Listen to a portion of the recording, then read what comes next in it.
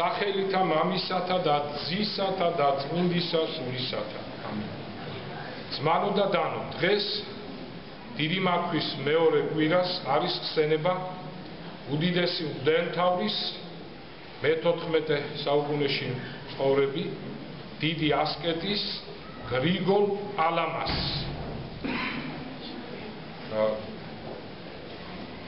ეს იყო უდიდესი წმინდა მამა, ძმანო და დანო. განათლებული ფრიად, ძალიან დიდი მარხველი და ლოცველი ადამიანი. უწმინდესი კაცი. ხშირად ფიქრობთ ხოლმე, რატომ მიდიან ბერად, მონაზვნად, რატომ მიდის ადამიანი მონასტერში? იმიტომ რომ თქვენ იცით რომ ეს რჩეულთა ხვედრი, ეს ყველა ვერ შეძლებს ამას. იმიტომ რომ გაურბის ამ ქვეყანას ის ადამიანი, ვინც ჭეშმარიტად შეიცნობს ღმერთს, ვისაც აქვს ღვთის შიში, ვისაც აქვს განცდა თვისთა ცოდვათა და რაც მთავარია, ვისაც აქვს სიყვარული ღვთისა ძმანო და დანო.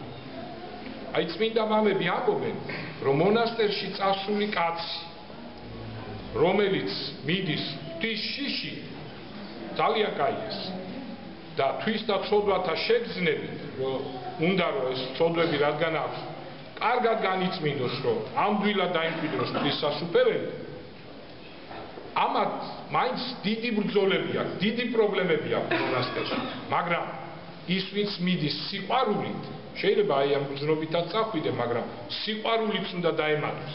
სიყვარულით ის სულიერ ცხოვრებაში მონასტერში, ასე ვთქვათ, დაბრძოლებები, პრობლემები არის, რა თქმა უნდა, მონასტერში. ეშმაკი ძლიერებულის ადამიანს, მაგრამ ესეთი ადამიანი გაცილებით კარგად გაივლის სულიერ გზას. ესე იგი, რომელ სიყვარულზეა ლაპარაკი? ღვთის სიყვარულს. ჩვენ ხშირად ვამბობ ამას. ჩვენ გვიყვარს შვილები ყველაზე მეტად.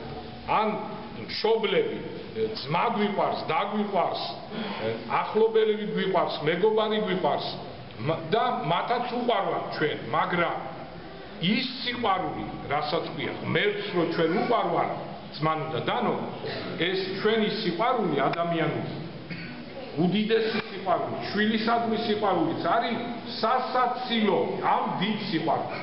როგორც ღმერთს უყვარს თითოეული ჩვენთაგან, ყოველი ადამიანი, თითოეული ჩვენთაგან, აი შენ, ყველა, რო აიღებ შენ თავზე, აი ისე უყვარხარ ღმერთს შენ, რომ უსაზღვრო ძმანო და დანო. ამიტომ აი ამ სიყვარულის დაფასებისთვის საც უპირველეს ყოვლისა, მაგრამ ჩვენ არა გვაქვს ხოლმე ესეთი დონე, ამას ვერ ვაფიქსირებ. მონასტერში მიდის კაცი უფრო ღვთის შიშით, მაგრამ აი ეს სიყვარულის თუ ემატება, ეს არის ნამდვილი ჭეშმარიტი ქრისტიანი, ნამდვილი სახე ქრისტიანობისა, ძმანო და დანო. აი ესეთი კაცი იყო გრიგოლ პალამა, ძმანო და დანო. გრიგოლ პალამას დროს მოხდა ეკლესიაში გაჩნდა ესეთი მწვალებლობა. თაბორის ნათელი, რომელიც იხილეს მოციქულებმა და ვიცით სახარებიდან, ღვთაებრივი ნათელი, რომელიც მუდამ ჰქონდა მაცხოვარს და ღვთის თანხლებია ეს, მუდამ ჰქონდა ეს ნათელი ღმერთს, თქვენ იცით, როცა მოსემ უფალი ღმერთი დაინახა, ამის შემდეგ მას გაუნათდა სახე და ვეღარავინ ვეღარ უყურებდა. ჩამოფარებული ქონდა საფარველი, თორე ისე ვერ შეხედავდი, ვერ დაელაპარაკე, თვალს მოგჭრიდა. და აი ესეთი მწვალებლობა გაჩნდა გრიგოლ პალამას დროს, რომ ეს ნათელი არისო ქმნილებაო, ეს არ არის ღვთაებრივი, ეს არის შემდგომ ქმნილებაო. ამ მწვალებლობას მოყვა შემდეგი დანამატებიც და ბოლოს მივიდნენ იქამდე, რომ არიანელობამდე მივიდნენ. არიანელობამდე, რომ თითქმის აღიარეს, რომ ქრისტეც ქმნილებაა და მამა ღმერთი უფრო მეტია. ესე იგი, აი ესეთი არეულობა მოხდა ეკლესიაში, რომ შფოთი იყო და საჭირო იყო დაწყნარება ეკლესიის. დაწყნარება პოლემიკით, დამაჯერებლობით. რომ ეს ასე არ არის და ეს შეძლო ამ ერთმა კაცმა ძმანო და დანო. თორე ისე შფოთავდა ეკლესია, ისე ირყეოდა, რომ აი დიდი ანარქია იყო და აი ამ დიდებულმა კაცმა დააწყნარა თავის დიდებული სიტყვით, დამაჯერებლობით და რაც არის ჭეშმარიტი და რაც წამს მართლმადიდებლობა დაამტკიცა, რომ ეს ასია და არა სხვანაირი.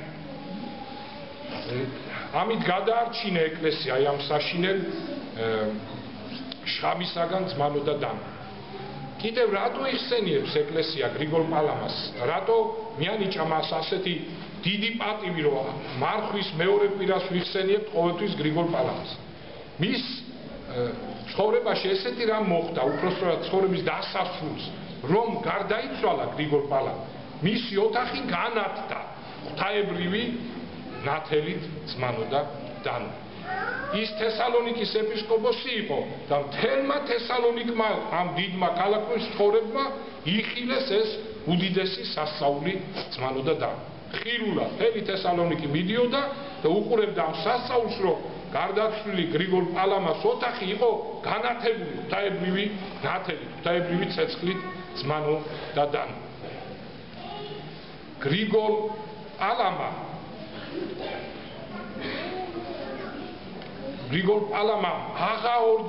აღაღორძინა მივიწყებული ტრადიცია იესოს ლოცვის.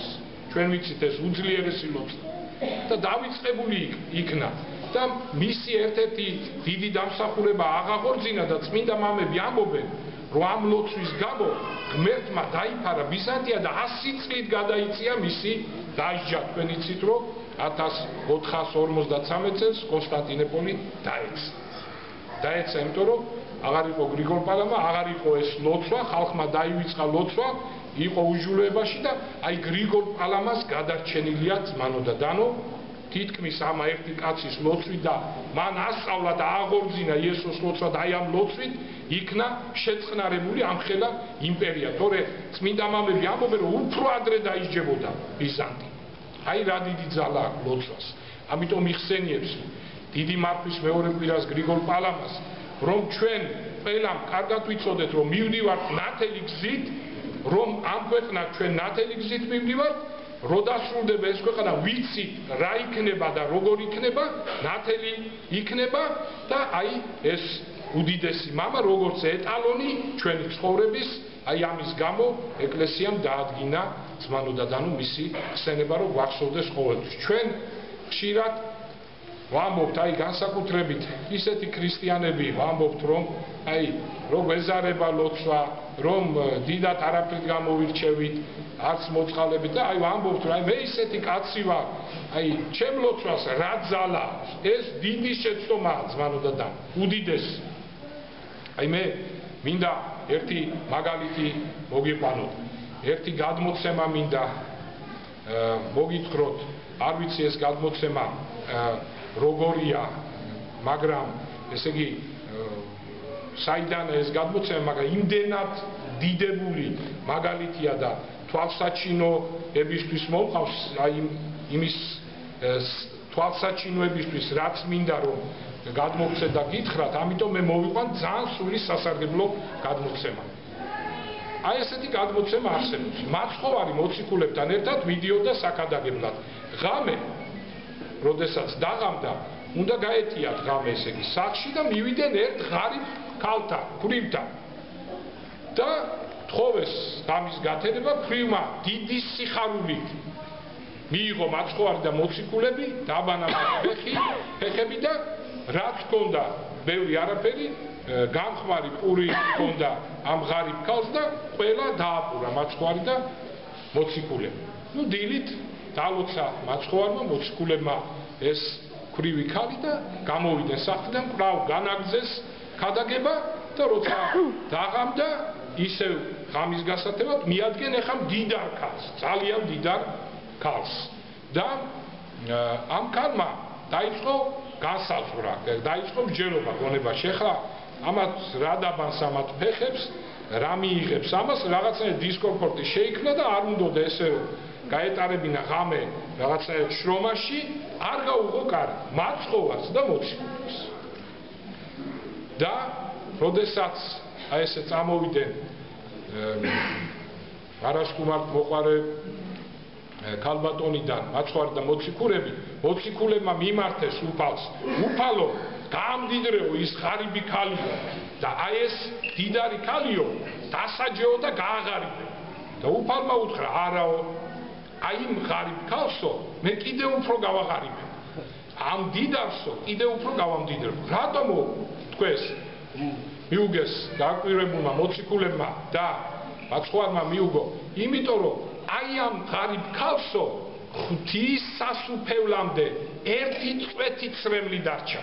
ერთი წვეთი და რომ გავამდიდრო დაკარგავს ცრემლს, დაკარგავს სინანულს.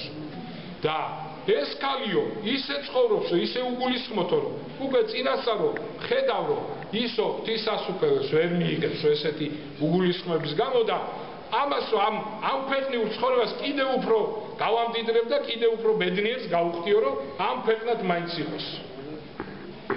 რა მინდა ამით თქვა ძმანო და დანო, რომ ხშირად ზოგჯერ ისე დგას საკითხი, რომ ლოცულობ მთელი ერი თქვა გასაჭირია და აი ერთი წვეთივით, ერთი პატარა ლოცვა რო იტყვია აკლია. ზოგჯერ აკლია, აი პატარა მადლი, აი ერთი წვეთი მადლი აკლია, ერთი და ეს მადლი მოიპოვება აი თუ ვინმე პატარა ლოცვას იტყვის, აი თქვა მამაოჩვენოს და აი ზოგჯერ აი ეს რო არ ხდება, ეს მადლიც არ გადმოდის ერზე. ამიტომ ზოგჯერ ჩვენ ვართ უდიდესი დამნაშავეები. როდესაც არ ვიტყვით მამაოჩვენოს, როდესაც არ ვიტყვით დილის და საღამოს ლოცვას, როდესაც არ მოვდივართ წირვაზე, აი ვინ იცი ზუსტად შენი მოსვლა წირვაზე იყო საჭირო, რომ ის მადლი აღსებულიყო და ერი გადარჩენილიყო დიდ სატანჯველს. გამიგეთ ძმანო და და.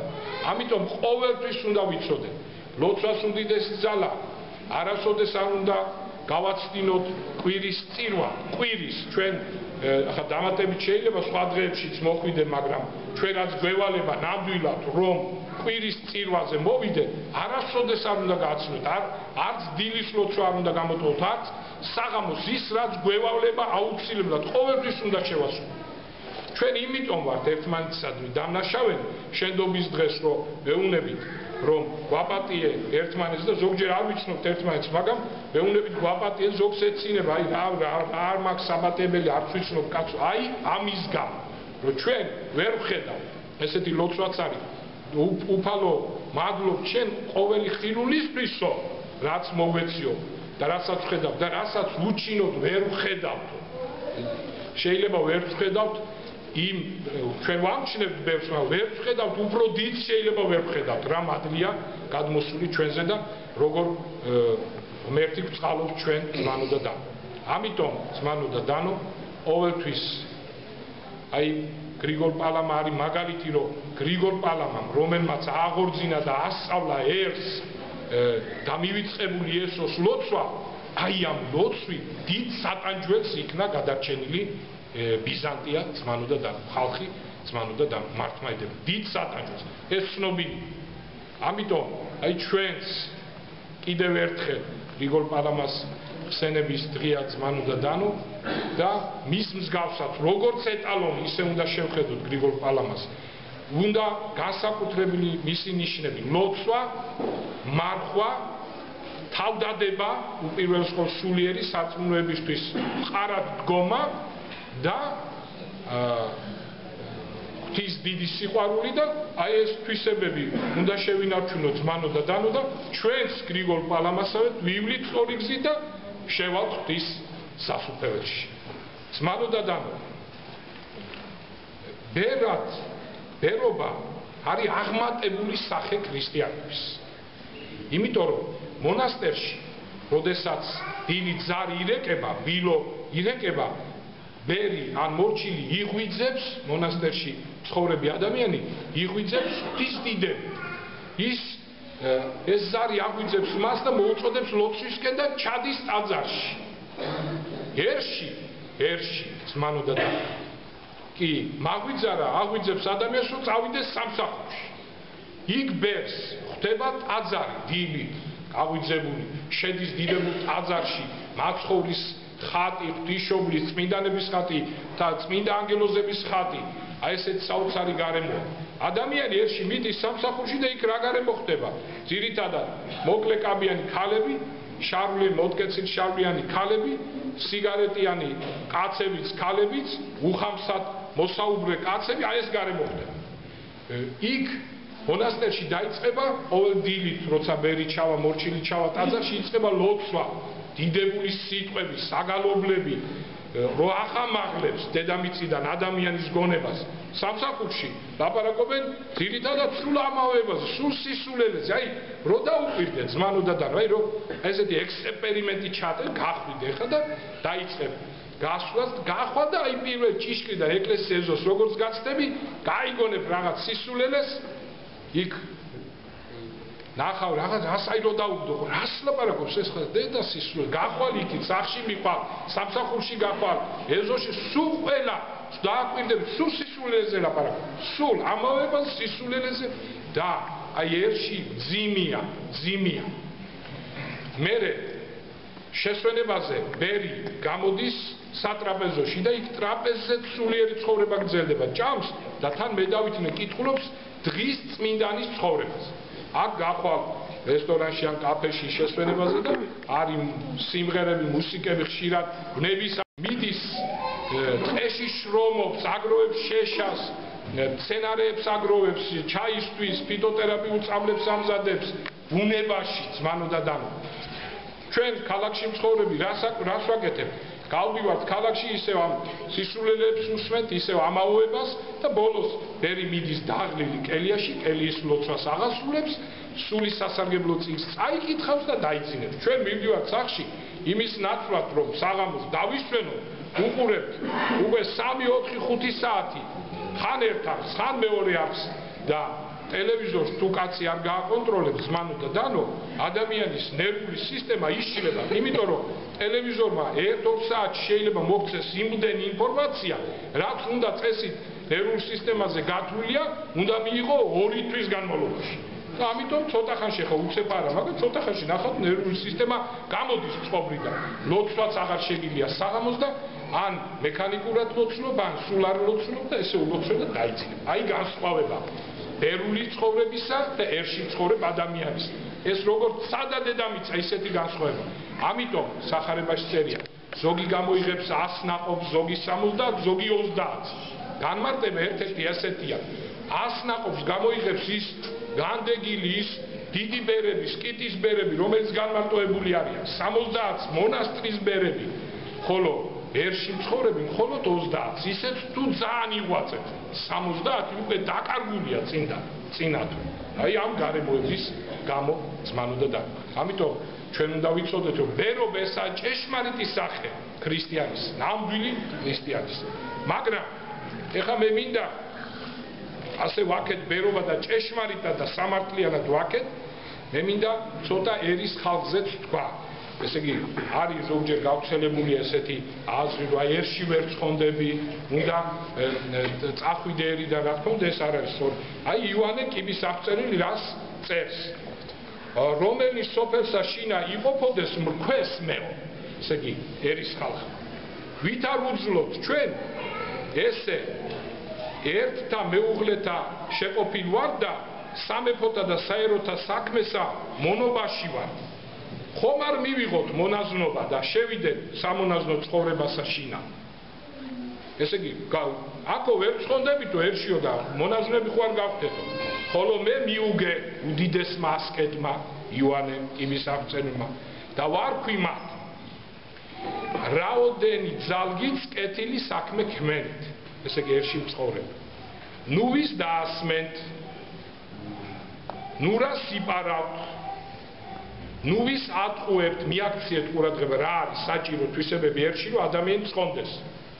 ნუვის დაასმენთ, ნურას იპარავთ, ნუვის ატყუებთ, ნუვის ზედა ამპარტავნებთ. აი ეს რო იციან, აი რო ამპარტავნე ის ვინ არის და მე უფრო კარგი. ნუვის მოიძულებთ, ეკლესიაში იარეთ, გლახაკ და წყალობდეთ, ნუვის დააბკოლებთ, სხვის ნაწილს ნუ მიიტაცებთ, ნუ შეხებით სხვის სხეულს, ესე იგი არ იმრუშო. დასჯერდით თქვენს მეუღლეებს, უკეთ ამას ყოფდეთ, ნახეთ, არაშოს ხართ სასუფევლისა. დაიცმანოდა და ჩვენ აი სიმრავლე თქვენი, ჩვენ აი აქ მრევში რამდენი ადამიანია რომ ესე ცდილობს და შეძლებს დაგვარად ესე ცხოვრობს. არ ღალატობს ცოლს. არ ამპარტავნებს სხვაზე, ნუ მოდის ეს გრძნობა, მაგრამ გუნავს სინანული, არ ასმენს სხვას და რაც წავიკითხეთ. ასე რომ ვინც ესე იცხოვრებს, ახლოს ხარ ღვთის სასუფეველთან ზმანოდა და მე ეს თქვი, იმიტომ რომ ხა ვინმე არ იფიქროს, რომ აჰა ბერობა ყოფილი, ესე იგი ის გზა რომ იქ ცხონდები და აქ ვერ ცხონდები, ამიტომ დავამატე ეს სიტყვა. და ბოლოს ზმანოდა და ნუ მინდა ერთი რამ თქვა და დავასრულო. თქვენ იცით უწმინდესი ხშირად გვეუბნება, რომ კავშირი გქონდეთ ბუნებასთან. ეს არის აუცილებელი რამ, ეს არის პატრიარქის თხოვნაც და მოთხოვნაც ქართველი ერისადმი. იმიტომ რომ წინააღმდეგ შემთხვევაში ადამიანი დაიღუპება. ისე არის მიჯაჭული კომპიუტერს ადამიანი და ჩვენ ვთქვით, რომ რა საშინელება ეს ასე მუდმივი მიჯაჭულობა ტელევიზორთან, მით უმეტეს კომპიუტერთან. იმდენად საშიშია, რომ ადამიანი ხდება მონა უკვე ამ რაღაც უარყოფით მუხს ხსნის ბუნებაში ურთიერთობას. ჩვენ ცხოვრობთ მილიონიან ქალაქში. აქ უამრავი ნება თითოეულ ადამიანში, უამრავი ფიქრი, ეს არ იფანტება. ეს ერთმანეთზე გადადის. შედგება 4 სიტყვისაგან. ეს არის სასწაული მნიშვნელობის გამოთქმა, თუ გინდა ანდაზა, ზმანოდა და უდიდესი მნიშვნელობის. მე რომ აი გუში ფიქრობდი, რომ აი ამ 4 სიტყვის, ამ გამოთქმის ანდაზის ავტორი რო ვიცოდეთ, ვინ არის ის პირველი სვანი კაცი, ვინც ეს ანდაზა შექმნა, ნობელის პრემიის ლაურეატობა უნდა მიგვენიჭებინა იმ კაცისთვის ზმანოდა და. და რატო? სრულიად სამართლიანი. ნობელის პრემიას მედიცინის ძარგში აძლევენ ყელყურის, ხუჭის, რაღაც სხვა ორგანოების დაავადებათა წინააღმდეგ გამოგონილ პრეპარატებისთვის. ახო? და აი ეს 4 სიტყვა თუ შენ მიიღებ ამას, კუჭს გონებას კი არა, სხეულს და სულს მთლიანად კურნავს ზმანოდა და. ეს სიტყვებია, ეს გამოთქმა.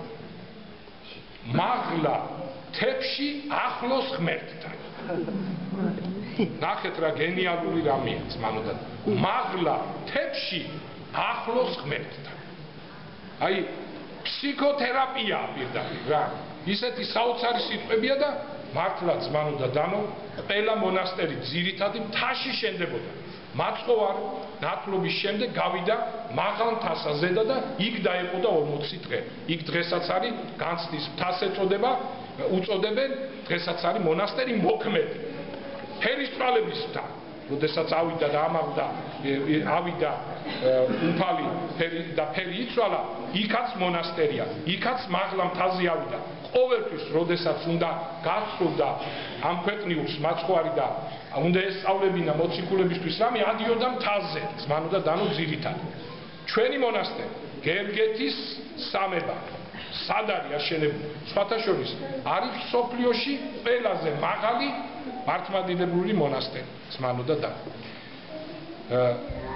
სინას მთა, ათონის მთა, შავი მთა, ჩვენი ტაოკლარჯეთი, იშხანი, ოთხთა, არხავის სულ მაღალ მთებზე აშენებული ზმანოდა და მოკლედ რომ არ ჩამოთვალოთ, ყველა ძირითადი მონასტრები, ყველა დიდია ესეთი გამოჩენილი მონასტრები მთაზე იყო დაშენებული. რატო? აი ამ მიზეზის გამო, რაც სვანმა კაცმა, ქართველმა კაცმა, ქართულმა გენიამ მიხვდა, დაიჭირა და ესე გამოთქვა. მაღლა თებში ახლოს ღმერთთან. აი ეს დიდებული სიტყვები შევისის ხორცო ზმანოდა დანო და ვეცადოთ ყოველთვის რა ქვეყანა გვაქვს ზმანოდა და რა დიდებული ქვეყანა, რა მთები, უხვად გვაქვს მთები, მადლობა ღმერთს. ნუ ვიქნებით მონები, ნუ ვიქნებით ესეთი სონარები და ნუ ასე ვთქვათ, დავჭირდებით ამ სახლებში გამოკეტილი, ვიაროთ ბუნებაში, ვიაროთ მთებზე, გაიყვანეთ ბავშვები და სულ სხვანაირი აღიზრდებიან თქვენი შვილები ზმანოდა და.